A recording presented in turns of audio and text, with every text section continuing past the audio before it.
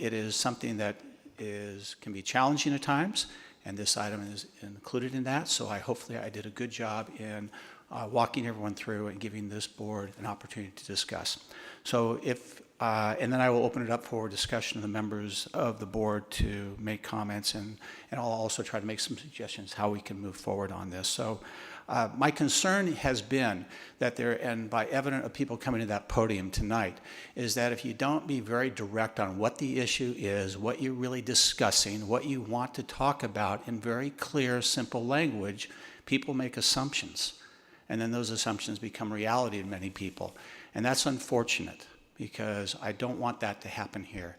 So let me go back and go from my perspective as the board as this item has moved forward. And I'll just, from my perspective, it doesn't mean it's the law, but this began with a meeting that we had here on the February 24th agendized item, where it was for closed session for the evaluation of Superintendent Eloy Oakley, and to do what we have in the past, and that is a midterm 6-month evaluation. Right before that meeting, I sent out to all the members of the board, including President Oakley and our board secretary, Jackie Hahn, just because 3 of the members have never gone through something like this. I laid out clearly what the contractual obligations for this board in dealing with this midterm informal evaluation. That's why I wanted people to understand what they are expected to do, what they are allowed to do, and I left it at that. I was not aware at the time that Trustee Zia communicated with Trustee Archuleta and Trustee Baxter electronic communications on using a different form, one that we do not have part of the process, and that she had communications with Trustee Archuleta and Trustee Baxter on how we as a board could possibly deviate from that discussion we were going to have on closed session. Now, that alone is a violation of the Brown Act, for however you want to view it. Nonetheless, that is. It's called, if you want to look at it up, it's called, sometimes referred to as a serial meeting. Now, my understanding is, after having communications, is that Trustee Archuleta and Trustee Baxter were not aware of the communication going back and forth among the 3 of them. By the way, this electronic communication never came to me, never came to Trustee Otto. So 3 members were involved in a discussion. That is the violation. So we have the meeting, and I must say, it had no impact on the meeting. The meeting followed the exact terms that we have in a legal obligation as part of President Oakley's evaluation. The recommendation, as we all know, came out. We reviewed it informally, because that was what it was supposed to be, and we made a recommendation to extend his contract by 2 years, which is also legally allowable. That's what took place.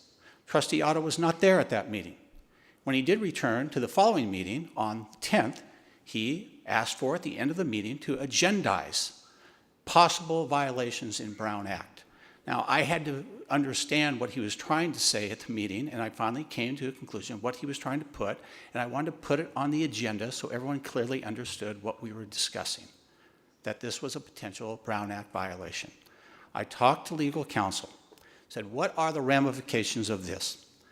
Well, the good news is that during this process, Trustee Archuleta, Trustee Baxter, my understanding, is they realized there was a violation here. And they said, this is a violation, let's not do this. That's called self-governing, and that's called self-policing. That's a positive. Now, in my 12 years plus on this board, my 12 years plus on the city council, I had only a few times where the Brown Act was really violated, and some were very unintentional. But nonetheless, how the board reacted to that was very clear and simple, and we moved on. So we come to where we agendize it at our last meeting. We put that down, that we're going to discuss it tonight. Now, the options are, as I find out from legal counsel, on what do we do now that we have it. And by the way, to the individuals who are immediately thinking that, well, really, something that simple? And the answer is yes, it is, because there's nothing simple about the Brown Act and open meeting violations. It is the one area that we, as governing boards everywhere, get criticized more than any time else, usually on violations. You've heard people say, you may have said it yourself, there are secret meetings. There are no secret meetings going on. They are a violation of meetings because they did something. Well, the fact is, we follow it very precisely. Now, another good question that I ask, can I just take Trustee Z aside and explain, thinking that, knowing the answer. They said, no, because it's a Brown Act scenario, it's an open meeting, and you need to address it in public. I said, all right, fine, we'll address it in public then. So the options in front of the board, and I asked the legal counsel, where we go from here, they said, you have different options. You can go to the district attorney and request that they start an investigation. In all fairness, if the district attorney has the time to deal with something like this, then I can't really understand why. I don't think that would be an appropriate way to address the issue. Another one was to hire special counsel. Hire an individual person to come in and say, let me look at your emails, let me talk to the individual members, and then I'll come back in an open meeting and address the issue and lay out options for the board. Exactly what we're doing right now. So I felt that was a waste of time in the sense that it was just prolonging the inevitable. Let's just address the issue and get it behind us. Another possible scenario was more board training, having seminars on Brown Act and ethics. The fact is that when Trustee Zia and Trustee Baxter were seated in July, we encouraged, myself and the entire board, we encouraged new board members to go and take and get involved with new trustee orientation, which they both did, which was wise. The areas they discussed are Brown Act, ethics training, etc. We also had at the end of last year, in November, for the state organization that Trustee Otto just mentioned, the Community College League of California, also had a conference. At that conference, there was a board session on Brown Act training and ethics, etc. We were all in attendance at that one. Trustee Archuleta had just arrived. We all took it. I know Trustee Zia and others were involved in that session as well. So to sit there and to hire and bring in someone to do a closed session, and ladies and gentlemen, it would be a closed session. When I say closed session, it wouldn't be one we're doing publicly, my understanding, for something like that. It would just be a workshop. And I thought we do that anyway, so I don't know what the value would be. So we're now at this point in time, so what do I believe we should do and what I think would be the best thing to do? This is the discussion item. We can admit the fact there was a violation. It happened. All right, so noted. Please don't do it again. And if you do, then the options for this board is to have a board vote on censoring an individual, if that is appropriate or not. I don't think that's appropriate right now. Just know the fact that we're very serious about following open laws, just as all of you held our feet to the fire many times, rightfully so. So at this point, I think the best suggestion to my colleagues was to receive and file the comments after we're through, admit the fact there was a violation, whether it was intentional or not, it happened. We learned from it, we self-police, we identified it, we said it in a public meeting, and we move on and address the issues that are really important to this college. That would be my suggestion. That's what I think is the appropriate way to deal with it. And I hope that's what we would do so we can get on with it. But I hope it wasn't intended to insult or embarrass anyone, but I was tired of just hearing people talk in roundabout ways. That's what happened that I understand. That's what took place that I understand. We have a meeting, we're addressing it, and let's move on. That would be my recommendations after other people have had a chance to comment. So I hope that is not too direct for some of you. If I'm wrong, please correct me. But with that, I've made my opinion as far as I don't believe we should have workshops for Brown Act since it always takes place. We can always learn more. But in the other items, I don't think are realistic as well. So I would hope we would just move on and acknowledge the fact that we addressed it. So with that, I'm going to ask if I was, and I was just opened up for discussion of the members of the board. My recommendation, we're going to have a motion, by the way, before we get into discussion. To start the discussion, I would recommend that the motion be to receive and file the information and be that, and then we can have a discussion on it. So could I at least start with a motion? And that motion can be substituted, but we need a motion before we start any discussion. So move. There's a motion by Trustee Baxter. Second. Second by Trustee Archuleta to receive and file this information after we've had the discussion. I will recognize Trustee Archuleta and Baxter, and then if others wish to speak on it, fine. But my question would be, did I misrepresent, as I had to go and work with in this case, with Superintendent President Oakley, to sort everything out and present it in a clear way to the public, so there's no misinformation, there's no agendas, there's no people trying to go after somebody. There was a violation done. So be it. We don't want that to happen. We've addressed it publicly, and I hope you respect the fact that's how we did it publicly. So my question to Trustee Archuleta, Trustee Baxter, if I misrepresented anything, please correct me now, and then we'll move on to other members of the board who wish to speak. Okay, may I speak? Chair recognizes Trustee Baxter. All right, thank you. I just want to go on record as saying that I did not know that Irma Archuleta was also given this information. So it never occurred to me that there was a violation of the Brown Act. It was not, am I not correct? It was not a double copy. I received a copy of it was an evaluation form. I do not see this as a problem. I agreed to have President Kellogg bring this up because like he and like Trustee Zia, we want transparency. But as far as I'm concerned, unless, and maybe Mr. Otto could answer this, is ignorance an excuse for, not being culpable? I don't know. But I was not aware that Trustee Zia shared this evaluation from another college with anyone but myself. Trustee Archuleta, did you have, I hope I paraphrased, and I'm also going to answer what, this is a good question, what Trustee Baxter raised. Trustee Archuleta, I'm sorry. Well, I think this is where I disagree that we do need the training, because if the question is, did we violate the Brown Act by communicating with a member individually or separately, unbeknownst to the other, that's the question that needs to be asked. And so I would argue that we do need training. Not only do we need training on the Brown Act, but we also need to sit down and have a conversation about the ethics, about our mission as the board. I think the fact that we have 3 new board members has changed the dynamic in this group. And so I would argue that training is essential, and that we need to identify those values, those standards, those ethics that this group has to follow. And I'm not going to disagree. You always need to do training. The question was, that was one of the options that I had heard, that we can schedule a workshop for this board. And if the board would like to do that, that was an option as well that was presented to me to give to all of you. Let me just, Trustee Zia, would you like, or Trustee Otto? And the question came up, which was a good question from Trustee Baxter.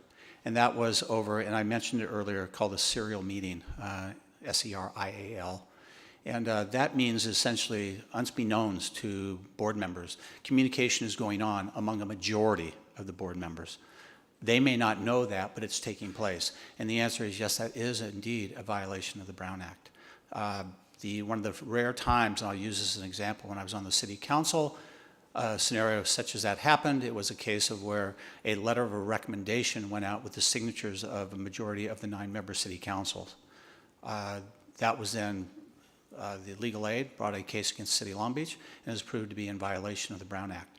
Even though it was a letter, they felt that was where you are dealing with people on a subject matter. The simplest way I can explain it to everyone, whether it has to be in the open, and when you're dealing with a majority of the members, in this case 3 members, on an item, and it's not in public, it will be viewed as a violation of the Brown Act. And it is the reason that people have it. There's good reasons behind it. We support that, but sometimes it takes place, and in this case, it did. So, but I don't think it's a case of where we need to do anything else except to acknowledge it and move on. With that.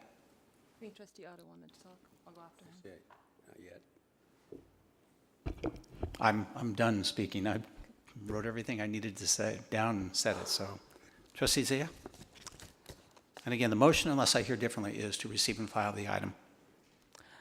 Well, Mr. Kellogg, I don't know why it is that you seem to single me out for retribution. Every time I raise an issue you don't want to hear or face. whether it's transparency, employee morale, the fact that a good portion of our bond construction activity is behind schedule or over budget. You seem motivated to try to muzzle any discussion and instead do your best to try to teach me a lesson for attempting to bring them forward. I gotta tell you, Mr. Kellogg, it won't work. These are important issues that the people who elected me have asked me. Thank you. And I really appreciate the applause, but it really angers my colleagues for some reason.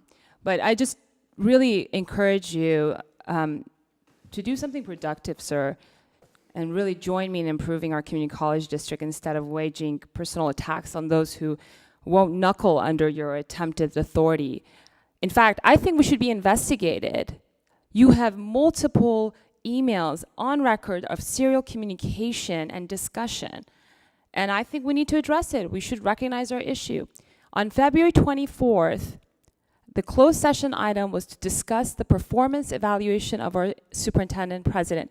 It was not to discuss an extension of his contract.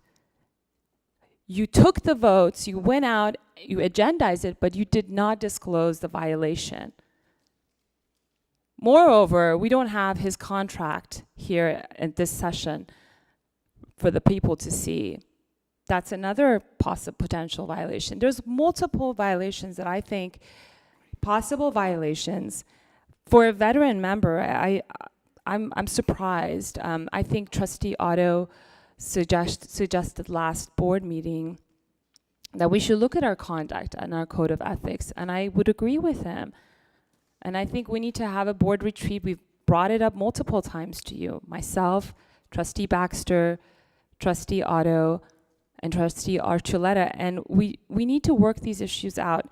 So I don't want to get into this personal war with you. I want to work on policy issues, and I really welcome you to join me in improving our morale, our issues of transparency, student success rates that our superintendent president has brought forth, and rightfully so.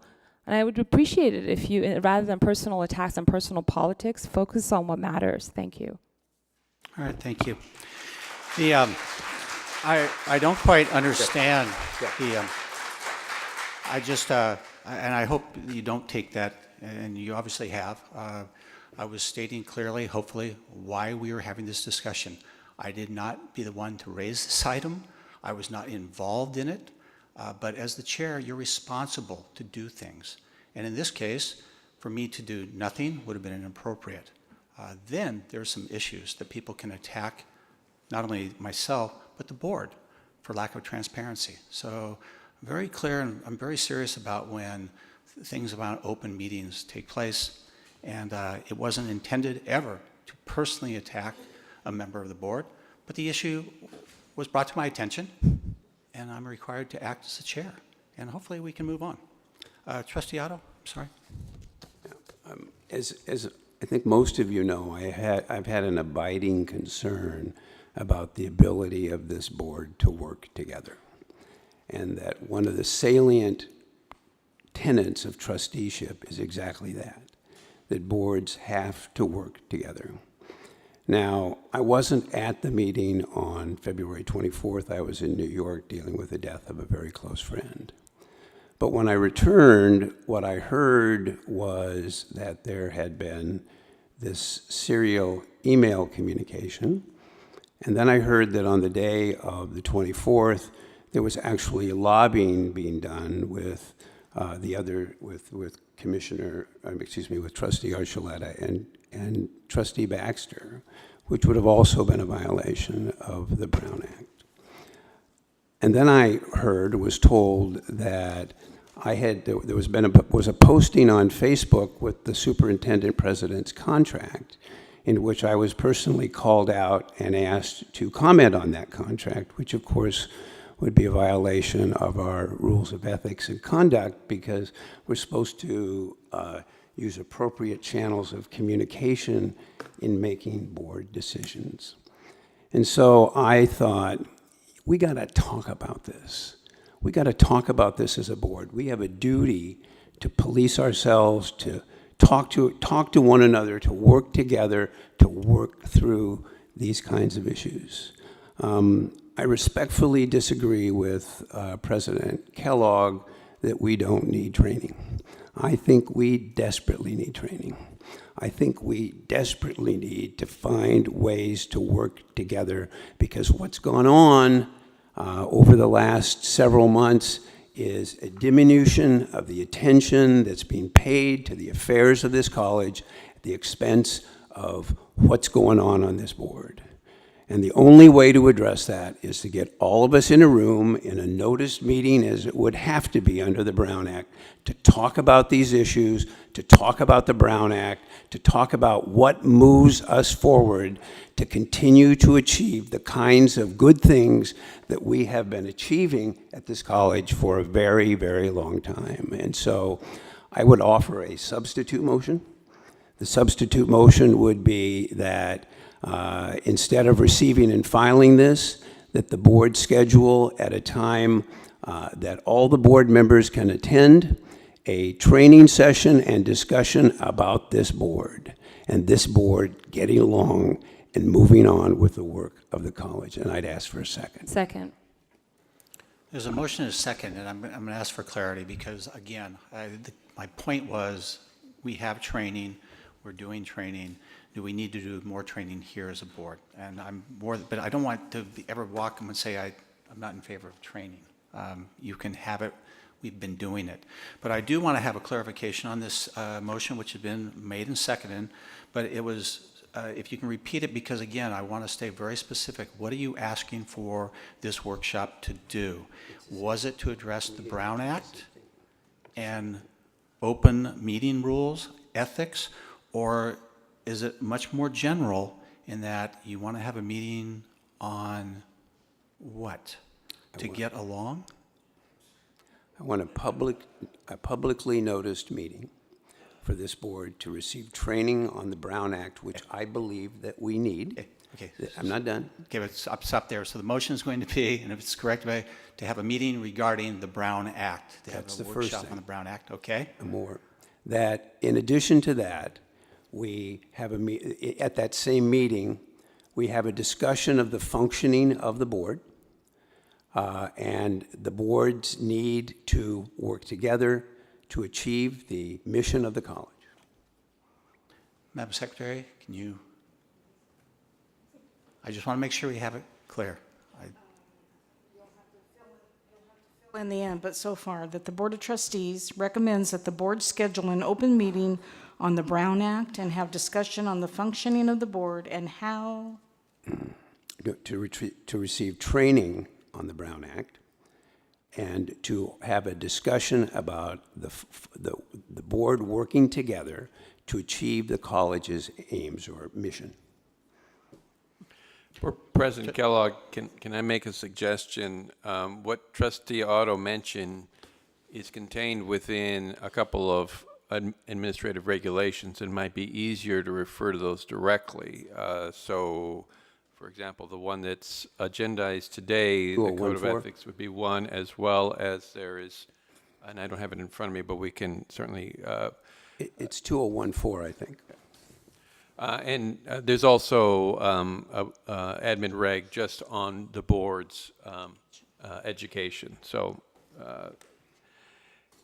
those may be appropriate to clearly list those items that are going to be discussed. So it will be discussed, if I'm looking correctly, on the, there's numerous ones, but it's all under 2014. There's items point 1, point 2, point 3, and point 4. Those really do address the issues.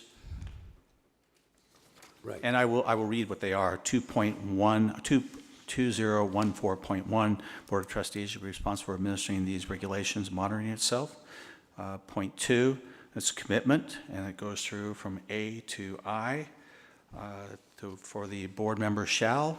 2014.3, primary tasks. As an elected representative of the citizens of the district, board members shall, and there's items A, B, C, D, E, F, G, H. And item 2014.4, intra-board relationships, and that is Board Member shall, item A, B, C, D, and E. That makes it much clearer, I believe, so I'm just waiting for our board secretary. Well, he changed the second line, so let's go back again. That the Board of Trustees recommends that the board schedule an open meeting to receive training on the Brown Act. Let's start from there. The Brown Act and the board working together to achieve the mission of the college pursuant to, Slow down. Together. And the board working together to achieve the mission of the college.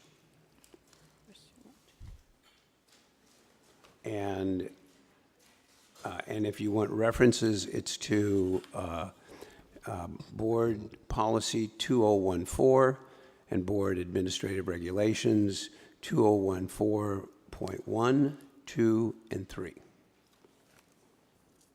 You may also want to include in And there the ethics. 2016, board duties and responsibilities in Right. case you, Good, that's fine.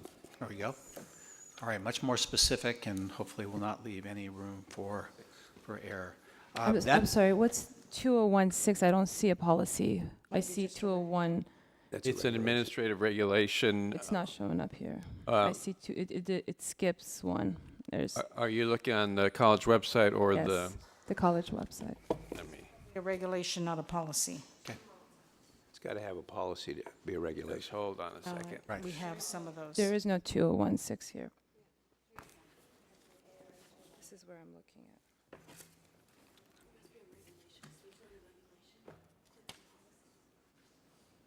So other members of the board, that is the substitute motion and properly seconded.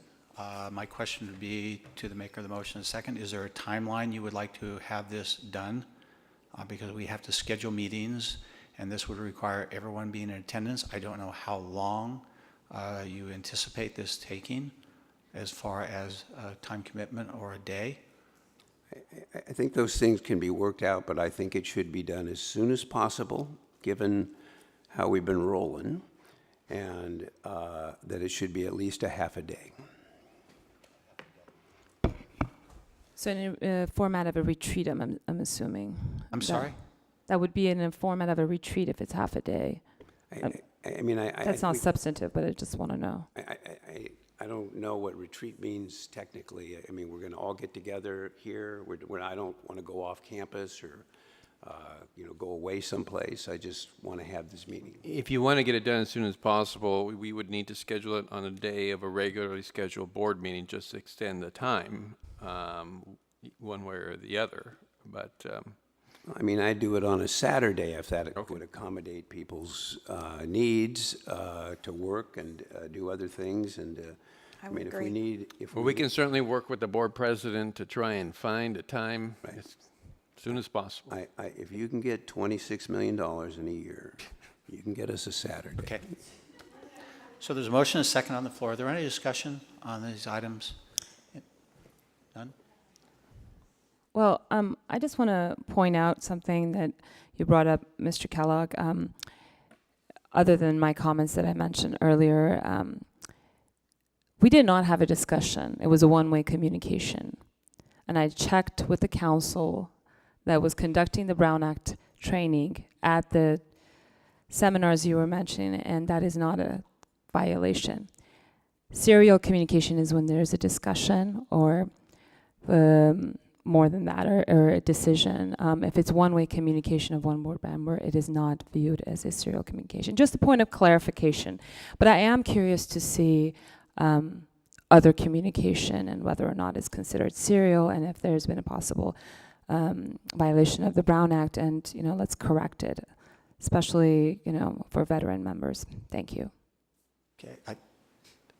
I'm not quite sure what you were asking me on that one.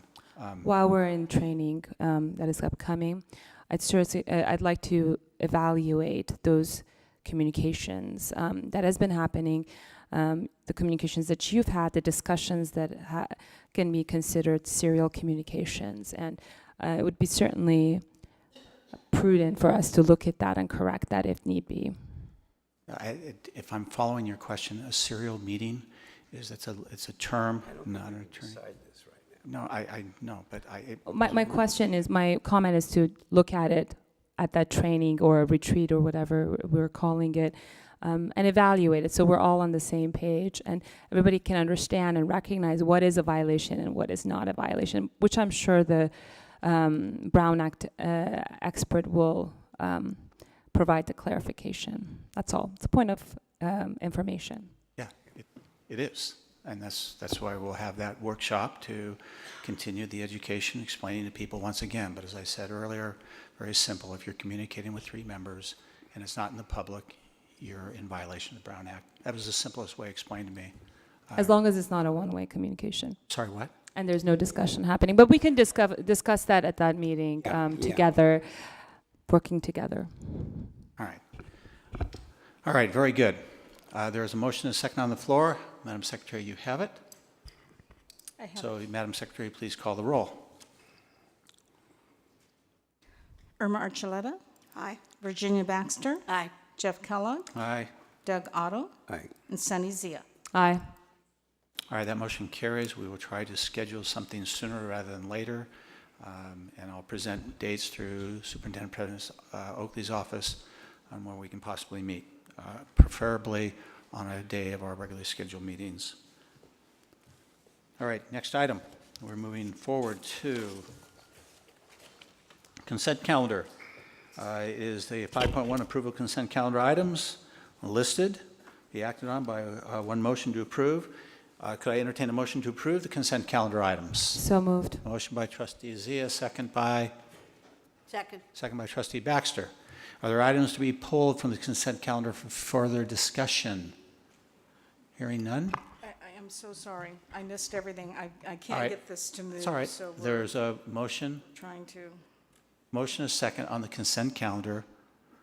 Motion by Trustee Zia, second by Trustee Baxter. To approve the consent calendar items.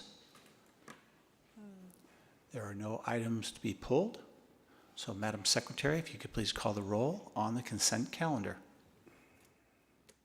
And Baxter. Okay. Irma Archuleta, Aye. Virginia Baxter, I need to ask when I can bring up my question on salary. If I Here's- vote aye, then... No, then here's what I that's will done. do. No, you you did moved say, it? hold on. All right, aye. No, stop, don't.